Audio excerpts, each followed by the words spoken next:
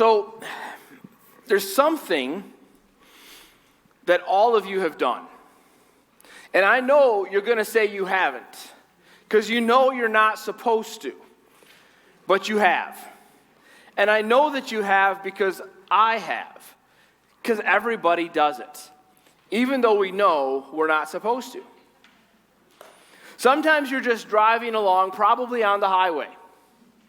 And it's, one of those days where there's not a lot of traffic, so you can just kind of cruise along and not really pay attention to your speed or anything else, and you're going along. And then all of a sudden, you see that sight that grabs your attention. The red and the blue flashing lights. Not behind you. Jason's clapping. Yeah, go. Now, I'm not talking about when they're behind you. Like, I don't know if any of you have ever experienced that. That's when, like, your stomach drops. You're like, oh, are they coming for me? I don't know what that's like. I know you're not supposed to lie in church, right? I'm talking about when you're driving along and you see them up ahead. Maybe on the same side of the highway as you. Maybe on the other side of the highway as you. And as you get closer and closer to the lights, there's this internal struggle. Right? You should look. You should see what's going on. And then the good angel on your shoulder says, no, that's not safe. You need to keep your eyes on the road ahead. Keep driving. Don't look. Look. You should really look.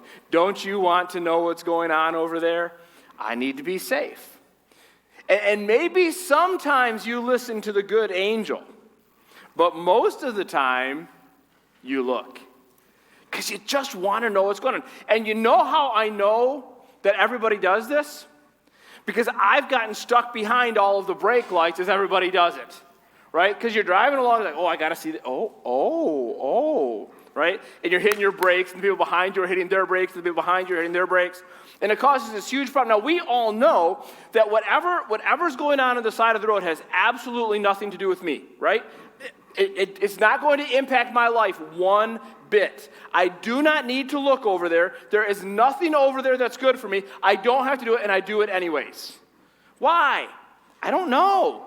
It's just this desire that we have to look at something to see what it is. But here's the truth I want you to remember this morning, okay?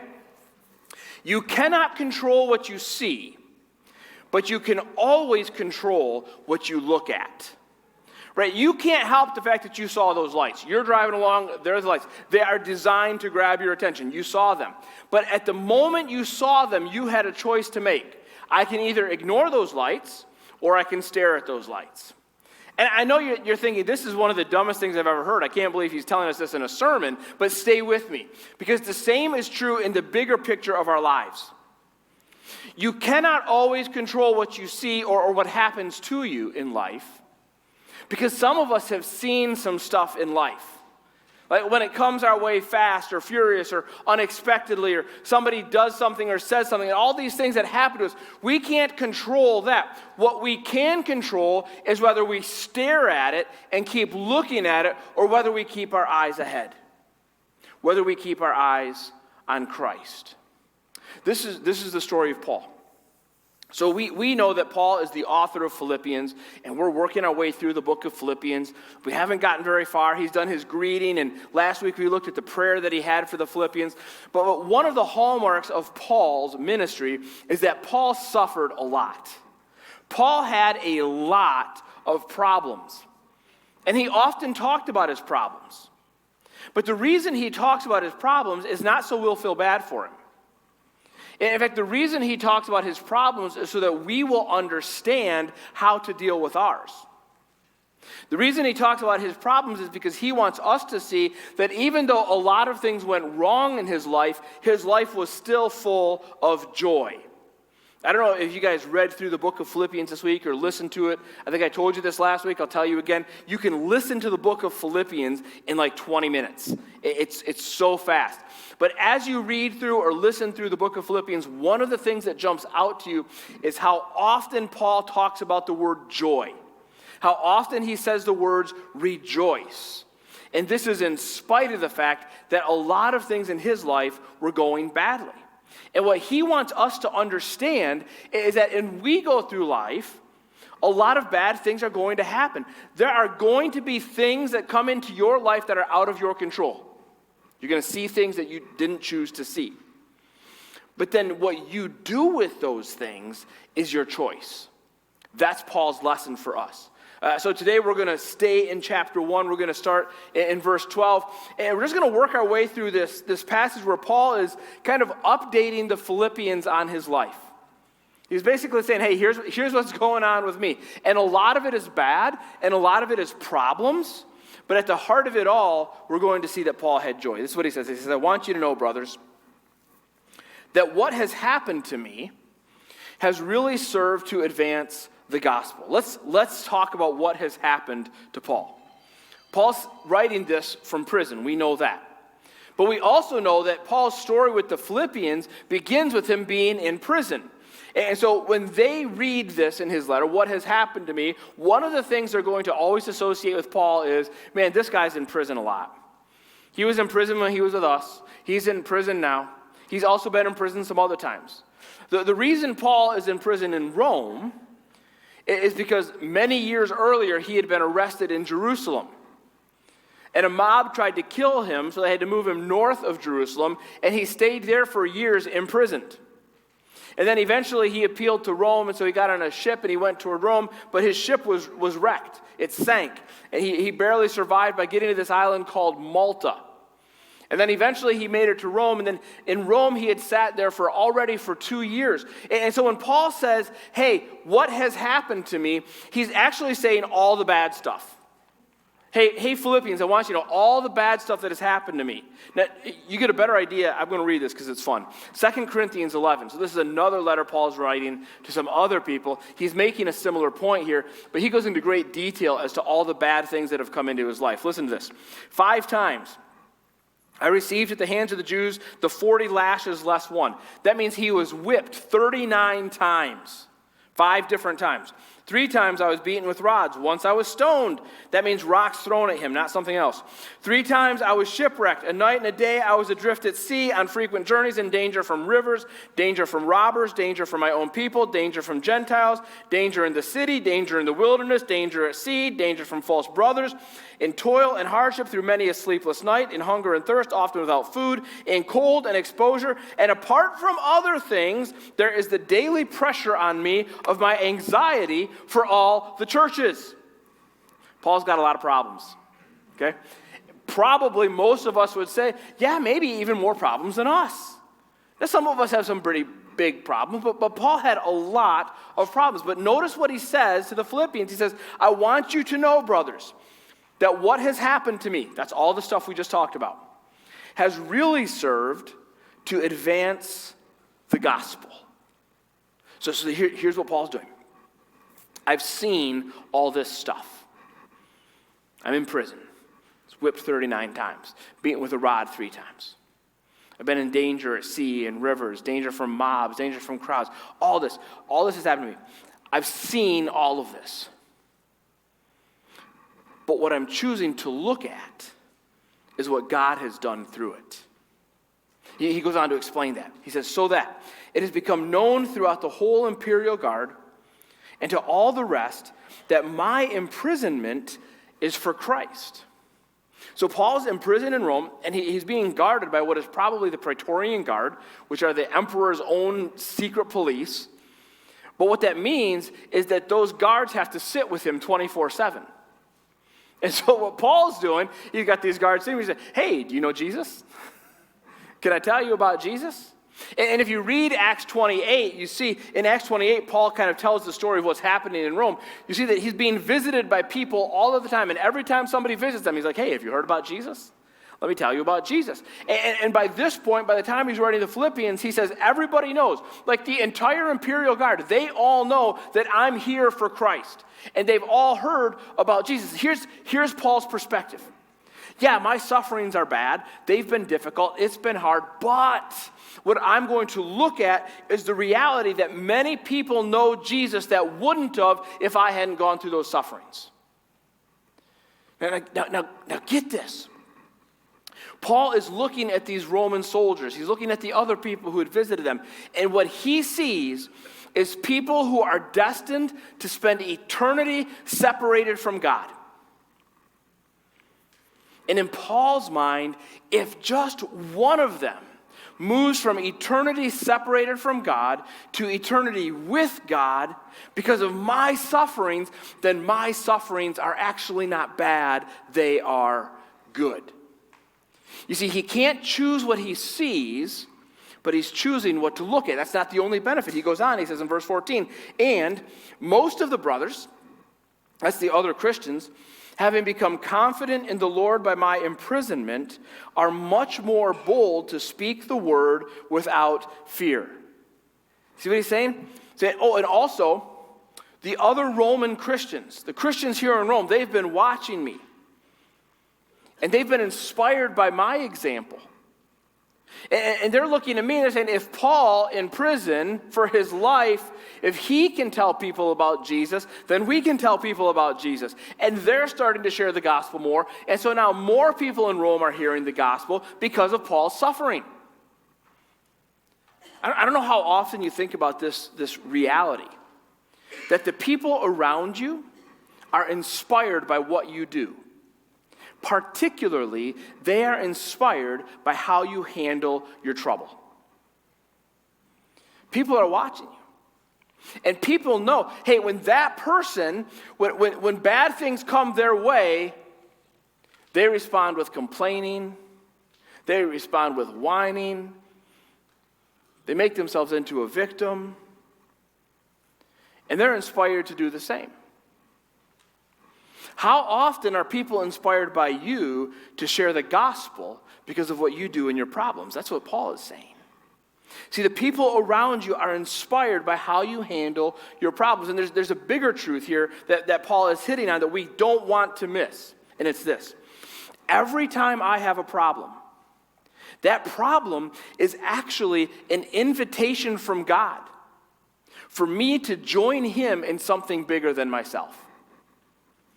When Paul's ship goes down on the Mediterranean Sea, that's actually an invitation from God to Paul for him to join God in something bigger than himself. And so when Paul finally makes it ashore to Malta, he doesn't sit there and complain. He doesn't sit there and yell at the people around him, why didn't you keep the ship afloat? He actually starts, you got it, telling people about Jesus. And even right there in Malta, people get saved and they come to know Jesus because Paul accepts the invitation from God. So when Paul gets to Rome, then he finds out he's going to have to be in prison and he's going to be guarded by the imperial guard. Paul realizes this is an invitation from God. I get to join him in doing something that's bigger than me. And so he starts to talk about Jesus.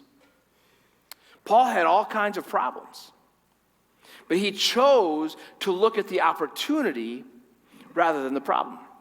He's got more. It's like an infomercial, right? But wait, there's more. He has more problems coming. Verse 15. Some indeed preach Christ from envy and rivalry, but others from goodwill. The latter do it out of love, knowing that I am put here for the defense of the gospel. So what he's talking about is in Rome there, and maybe some other places as well, there are people who are preaching. Right? And they're talking about Jesus.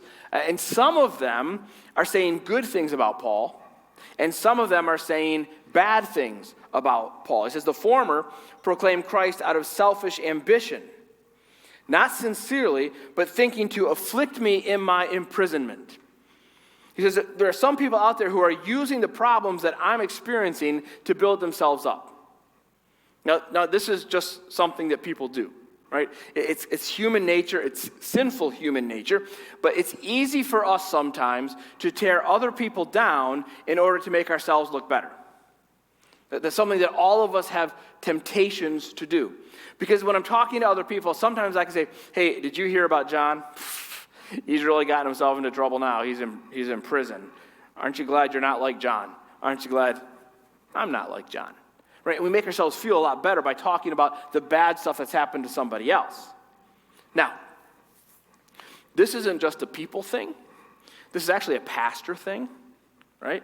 Like there's a lot of pastors out there who seek to build their empires by taking down other pastors. They're like, well, that guy over there, he did this, and he did this. And we actually sometimes have this culture in the American church where we celebrate when pastors fall. It's like, well, I didn't like this one piece of their doctrine, so I'm going to celebrate that they fell. Well, I didn't like that they did this, or I didn't like that they were successful, because isn't it easy sometimes for us to tear down the people who are successful? Now, success isn't all about numbers, but let's be honest. When it comes to numbers, Paul wins. Right? Paul started all the churches. Paul was out there getting people saved all the time. Massive amounts of people had come to Jesus through Paul. And some people were envious of that. Some people were jealous of that. And so they're tearing Paul down. Now, this is a problem we've all experienced, isn't it? Like, maybe not exactly the same, but all of us have experienced what it's like to have relational problems. Problems with other people. Now, the question then is, when you have those relational problems, specifically when people are talking bad about you, or when people are doing things that you wish they wouldn't do, or they're treating you poorly, the question is, what am I going to look at? I can't control what I'm seeing, but what am I going to look at? And here's what Paul says, verse 18. What then? In other words, what do I do about it? He says, only that in every way, whether in pretense or in truth, Christ is proclaimed. And in that, I rejoice. He says this, I don't agree with these guys. I think they're wrong. They're doing harm to me. I wish they wouldn't do it. But you know what? They're mentioning Jesus. And when they mention Jesus, that means somebody hears about Jesus. And maybe because that person hears about Jesus, even if it's through bad means, then maybe the Holy Spirit can do a work in that person, and that person can come to Christ. And Paul says, if that person slandering me, if that person gossiping about me means that somebody else is hearing about Jesus, then I'm all in. Because he's choosing not to look at his problem, but he's choosing to look at his opportunity. One of the things I love about what Paul is doing in this passage is he's reminding me that he's dealt with all the same problems that I deal with. All right? There are times in my life when I go through tough situations. Things don't go the way I want them to go. Life seems a little bit off the rails. Unexpected, unfair things happen to me. And Paul's like, yeah, I get it. I've been there. Sometimes there are people who say bad things about me. Sometimes I deserve it.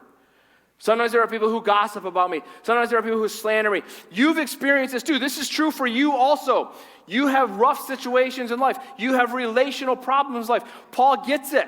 And what he's saying to us is, look, hey, just because this stuff happens doesn't mean it has to destroy you. You can choose what you look at. But you know who else gets it? Jesus gets it. Think about Jesus last night before he died. I mean, he's going through horrible problems, right? The Romans are out to get him. The Sanhedrin's out to get him. His disciples abandon him.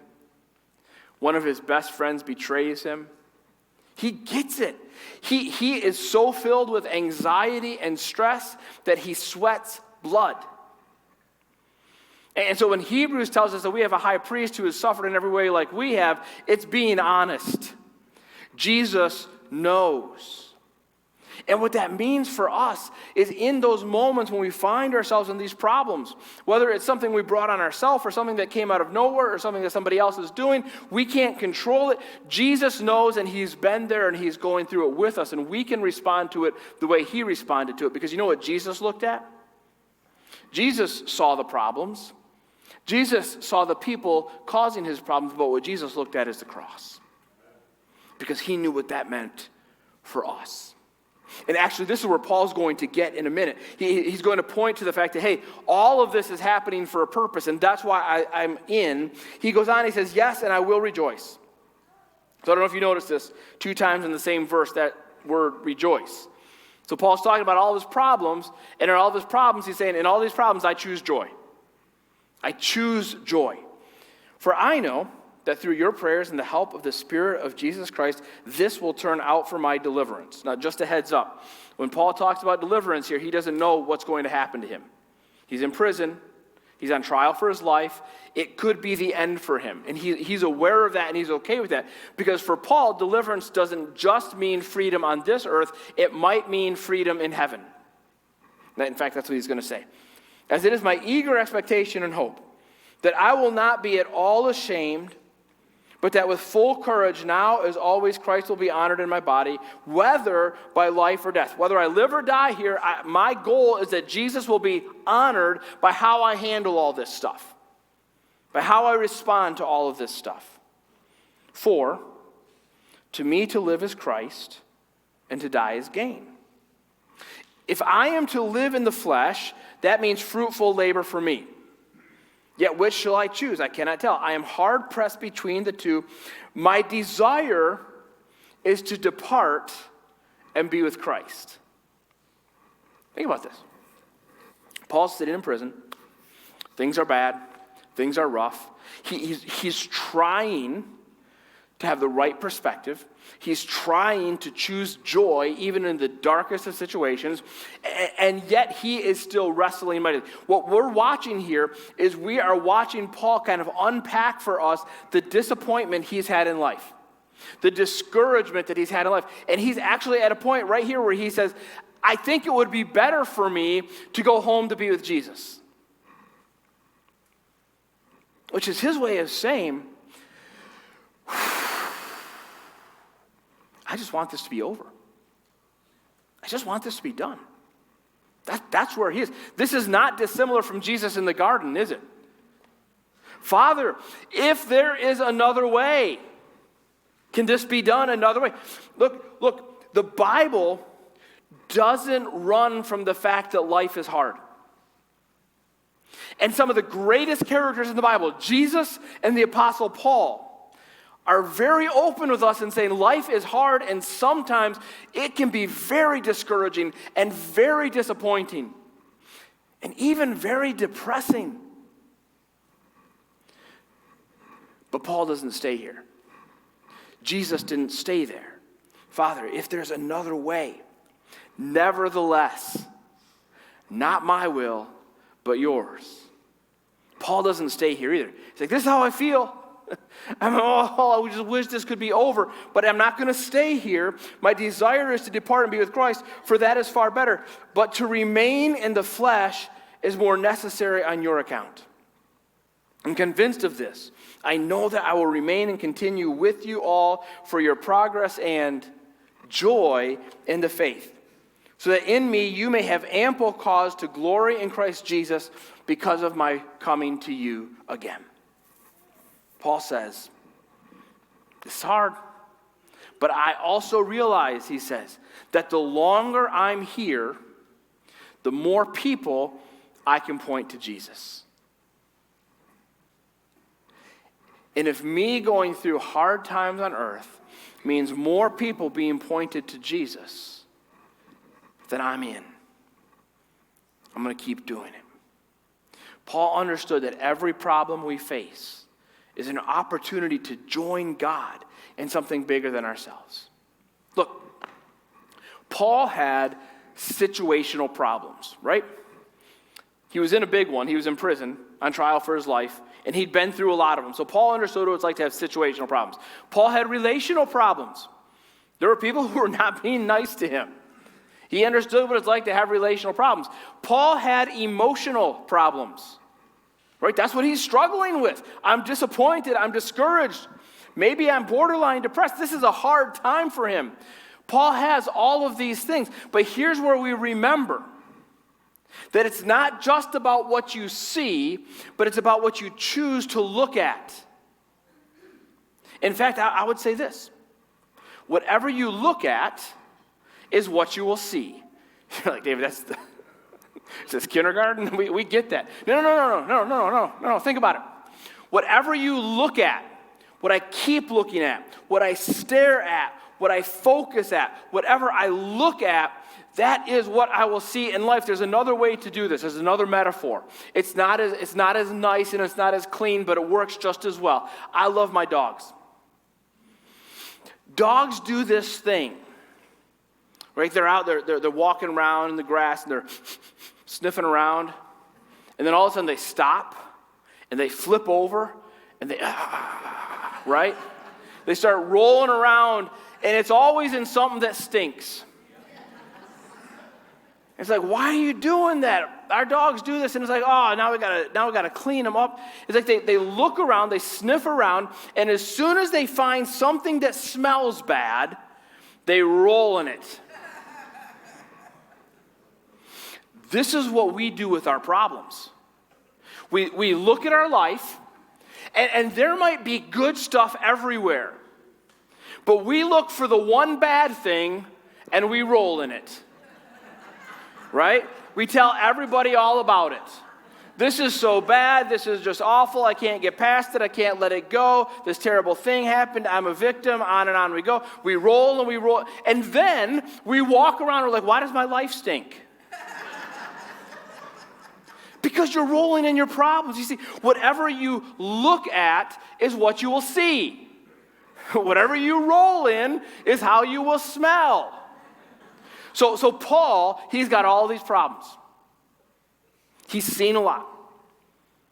But he's choosing not to roll in them. Instead, he chooses what? He chooses joy.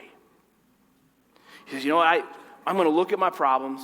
I'm going to look at all these difficulties, and I'm going to choose joy. How does he do that? Well, I think the secret is in verse 21.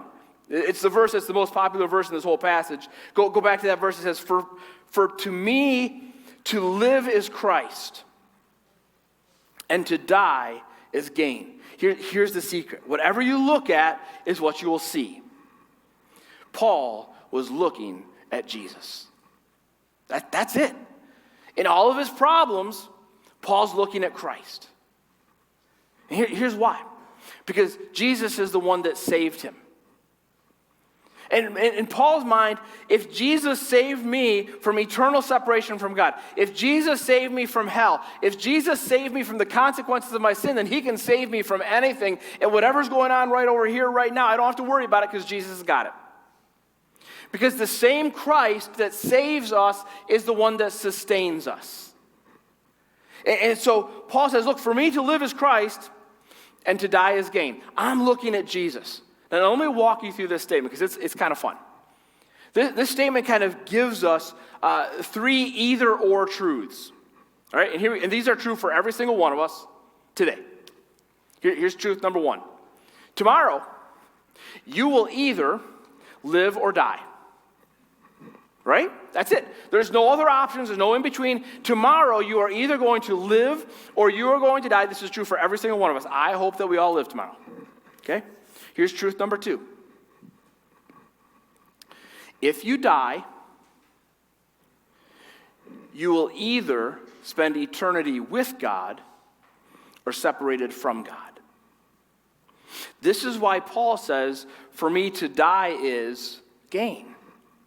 Because he understood the equation. If I die today, if I die tomorrow, I will spend eternity with God.